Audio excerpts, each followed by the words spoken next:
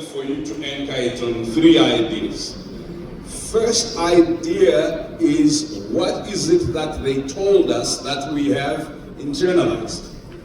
So in Barbados, they passed a Slave Act, which was required to justify the inhuman way in which they were going to treat all people who are black. That act in particular was the precursor to chattel enslavement of black people.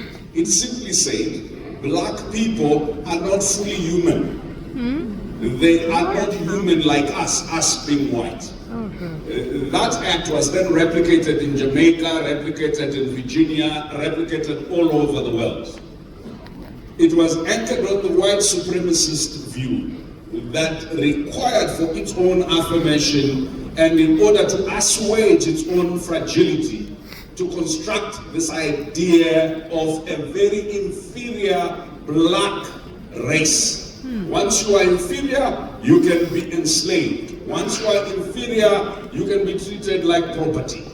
Second idea was this idea in the Privy Council decision trying to determine ownership of land in what is now Zimbabwe. It was called Southern Rhodesia. In the decision of the Privy Council called In Re Southern Rhodesia in 1918, no black person was involved in that decision. They made judgment regarding the whole country, but the British judiciary ruled that whoever owns the land in Southern Rhodesia, one thing is clear, it is not the native, because the native has no sense of ownership. I need you to understand, first, you are not fully human. Second, you have no sense of ownership. Then there was a the third component, which was called minimalism or miniaturization or juniorization or whatever you call it in the apartheid state. What the apartheid system held was these who are not fully human, who have no form of ownership. And by the way, as Professor and others will tell you, Hegel and others had said it this way, that the native is in everything except corruption and vice, an infant, a baby.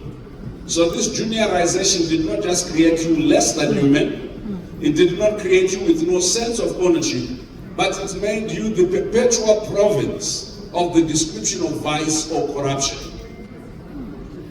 And it is important to understand that we have incorporated in our own psyche.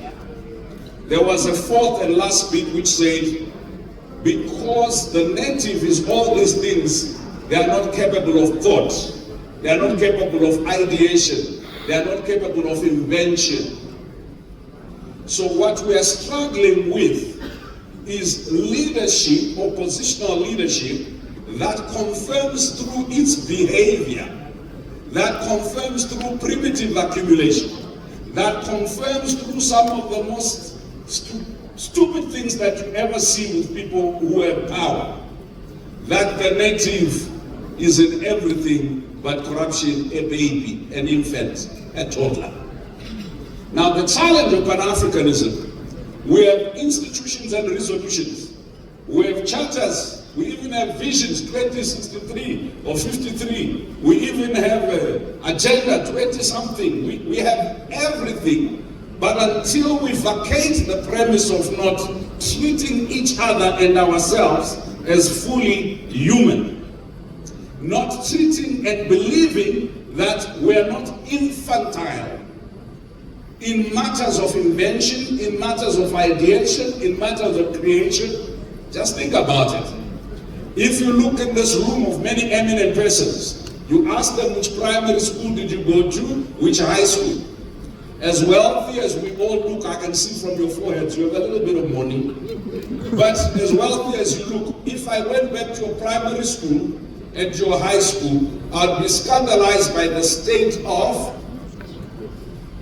dilapidation. So there is no sense of building, sustaining, whether it's building back or building forward.